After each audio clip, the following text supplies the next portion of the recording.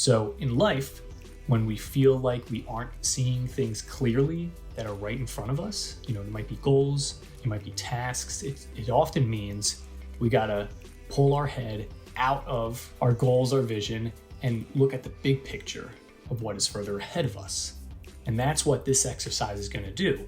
And if you never did what I'm about to tell you, this exercise coming up, it's gonna blow your mind.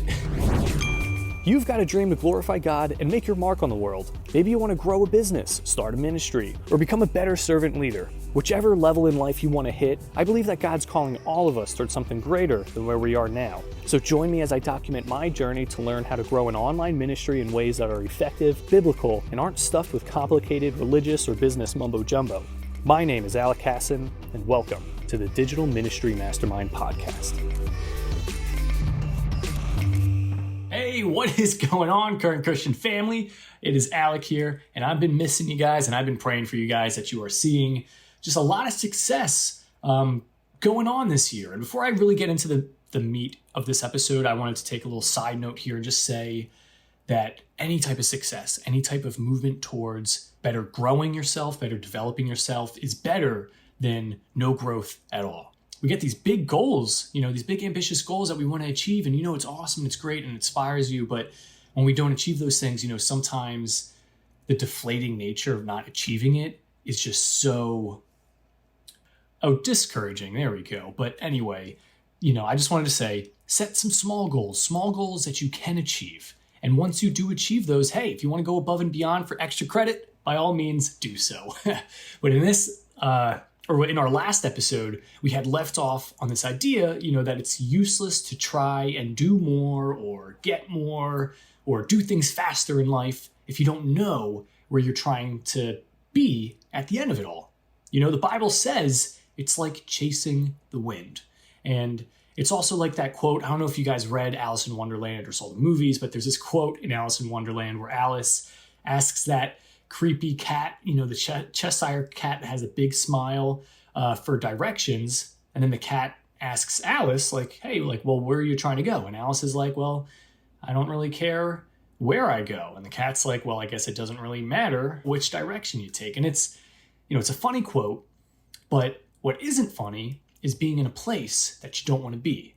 And if I had to guess, if you're listening to this podcast, then you're someone who probably has some influence over those that are around you. And if you're leading a ministry or a group of people, one of the worst things that you can do is unknowingly lead other people into a pit or into a bad rut in life. And that's why when I create content like this, like the podcast that you're listening to or the book that I have written, I put hours, lots of time and effort into researching and, of course, practicing the things that I'm talking about and applying, what I teach. That way, I'm not giving you something that might lead you down the wrong path.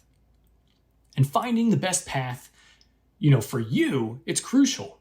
Sure, at the end of this episode, I will be sharing some tools that'll help you define your goals and define what success will look like in your life and ministry. But not every path to that goal will work for everyone. So I just want to phrase that again. Not every path to get to the goal is going to work for everyone. So for example, you could have two people making $50,000 in profit from their business. And, on the outside, it'd seem like, wow, they're doing pretty good. But let's say person A, they're putting in 80 hours a week. And person B is only putting in 20 hours a week. Now, clearly, person B is coming out on top because they're spending less time and are making just as much profit as person A. And, your situation, it might be similar. You might need to put in those 80 hours a week, or maybe right now, 80 hours a week doesn't work for you. But if the end goal is $50,000 in profits, for example, and you're hating every step of the way, then, you're not really better off than someone who isn't making that much, but is at least enjoying life. You know what I mean? So before I start digging into the teaching of these tools that you need for properly defining what success is going to look like and the steps needed to achieve it, I just want to spend just a few minutes on a topic that causes a lot of people to cringe. And no, I'm not referring to the birds and the bees talk. I'm talking about the money talk. Now, I'm not going to spend a long time talking about money and goals and achievement because a lot of you may have heard this before. And, the message that I just want to impart is that money itself is not evil. The love of money is what's evil. So if you grew up in a household where money was always like this conflict of interest, or you were in a non-materialistic household, or maybe even a church that made it seem like money is bad, I want to at least address this topic and say that money itself, it's not inherently bad in and of itself. Churches need money, businesses need money, and obviously, during this pandemic, I bet that a lot of churches who originally were averse to building up good finances were probably scrambling to pay for all of the camera equipment and the Wi-Fi bills for streaming their services online.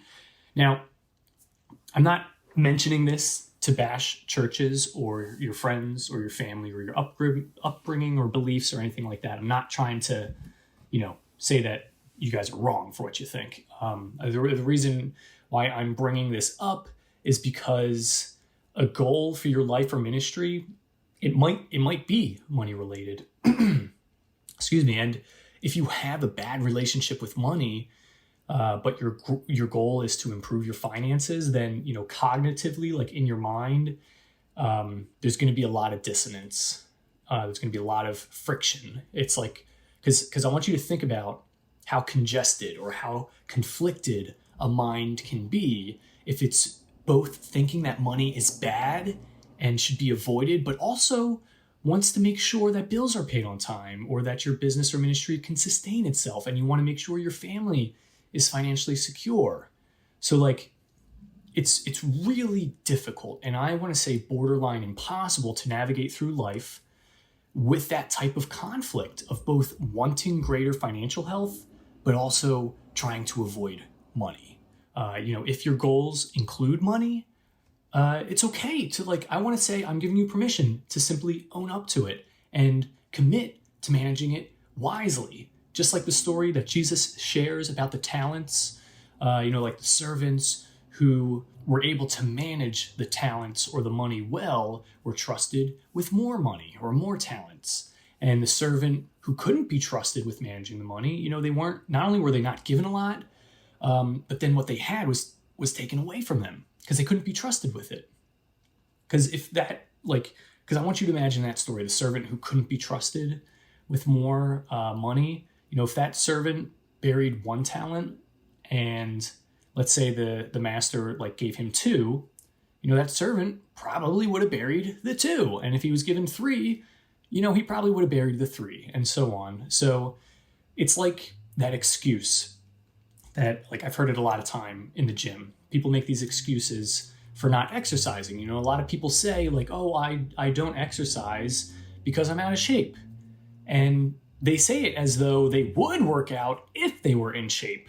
But in reality, the person is not in shape because they don't exercise. So again, I'm not trying to be mean here. I'm being totally honest with you. I really am not trying to be mean. I just want to provide, this kind of bird's eye view approach before moving forward with setting goals. Because if you're, how I said, if the goal that you should be setting does include finances, but you also don't feel comfortable around finances, then I'm giving you permission that it's okay. Your goal can be to make more money. And that might be a temporary goal for now, because you won't get more success later if you can't, properly manage the things that you have right now. And if you properly manage the things that you got now, which, that goes way beyond just money. But you can expect to be trusted with greater things later on. So, sorry, that short talk went a little bit longer than I had anticipated, but I hope we can go into, this next exercise on clarifying our goals in a way that is truthful and honest to what your dreams really are. So this exercise is pretty neat because It is in part inspired by those moments where your eyes get foggy when you're looking at something for too long. And you know what I mean? Like, I want you to visualize this. Maybe you're looking at your computer screen or your phone or the Bible. You're reading your Bible after a while and your eyes get kind of tired. And now you kind of have to put more focus and effort in to see like what's right in front of you. So in life, when we feel like we aren't seeing things clearly that are right in front of us, there might be goals, it might be tasks. It often means we got to pull our head out of our phone, our book, our tasks, our goals, our vision, and look at the big picture of what is further ahead of us.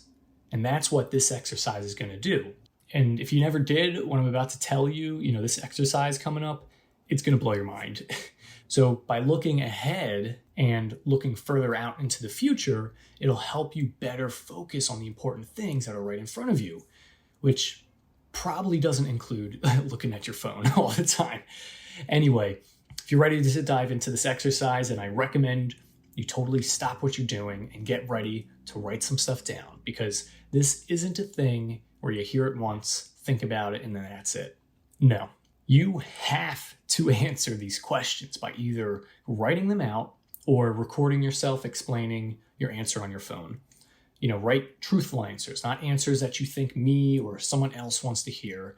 You have a heart and a desire that needs to be expressed, and I am giving you permission to express it truthfully. So, if you're ready for this exercise, here's the question that I want you to answer as we wrap up this episode.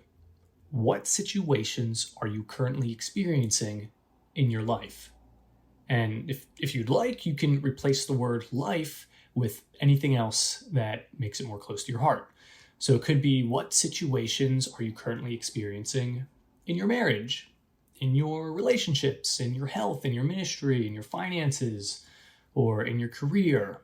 Make it specific, make it personal, and just be honest. For example, I asked myself the same question in regards to my ministry.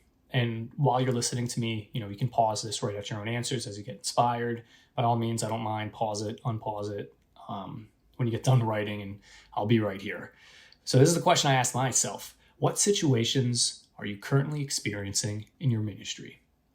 And I wrote out that I'm experiencing massive growth, followed by a lot of slip-ups. It kind of feels like driving or riding fast on a longboard, like those longboards, like skateboards, and every little bump has me feel like things are getting super shaken up.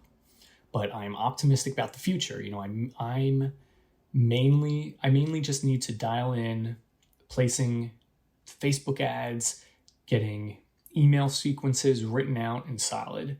Then I would like to create an updated version of the masterclass for the book that I offer and go through it live with people who bought the book or course, and give it to them at a discount if they already got it early, and give it to people who already bought the original one for free. But in my ministry, I currently am dealing with a lot of moving pieces at once. And I know it's just temporary, but I want to have the foresight and intention to delegate or better systematize things now so that things aren't overwhelming later. So I want you to ask yourself, I'm talking to you if you're listening right now, what situations are you currently experiencing in your life? So pause the podcast, write out your answer. And just to wrap up, I want to point out the importance of understanding where you are. It's like using a GPS, and I'm sure you've heard this a million times, or maybe this is the first time, but either way, it's true. I want you to know that to get to where you want to go, you got to know where you're at. So a GPS won't work if it doesn't know where you're currently at. So, hey, if you feel like you've learned some wisdom from this episode, then I would love for you to subscribe to show your support. And if you know of anyone who you think would benefit from learning this kind of information, then I invite you to please share this episode or any prior episodes with them, because if we're all growing together, we can grow further, faster. So thank you guys so much for listening, and I look forward to seeing you in our next episode. Are you a Christian leader looking to develop the skills needed to maximize the fruitfulness in your daily walk with Christ? Do you want to overcome the burden of not living life to the fullest and fully step into your God-given calling? If you do, then you should get a copy of my book, Planting Your Purpose, a 20-day guide to discover God's calling. It's not just another devotional book. Planting Your Purpose is your 20-day guide that will provide you with the strategies, tools, and insights to turn things around immediately. You will learn how to avoid the top 5 mistakes Christians make when pursuing their calling in life. You'll develop more joy in your walk with Jesus and unlock the secrets to mastering integrity.